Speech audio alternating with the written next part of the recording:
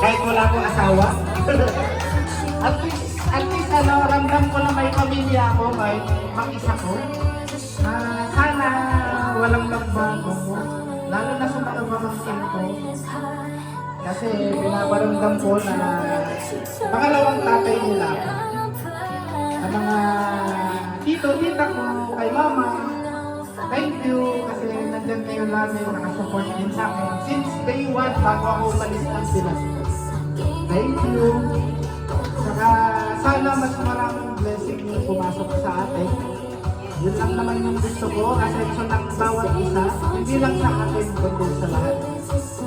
Sana, I love you all. I love you all. Wala na ako ibang masabi. Sobrang saya ng puso ko. Kasi kasama ko kayo sa Pasko. Sana sa New Year, nandito tayo lahat. Ulit, nang mas masaya. Yes. See you! I love you too!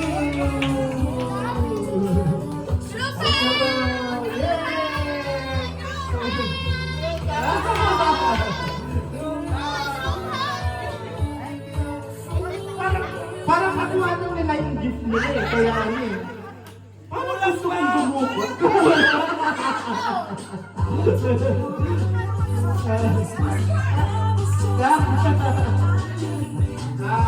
Hanggang January 12 daw, may mga na-flex na uuwi.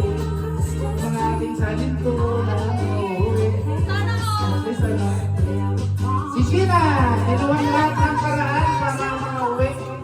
Yun pa lang, ang laking pasasalamat ko na kasama ko yung kapatid ko sa Pasko. Kahit wala man siya sa bagong taon, at least kasama ko siya ngayon. Kompleto dito sa bahay. Ang tabago kasi.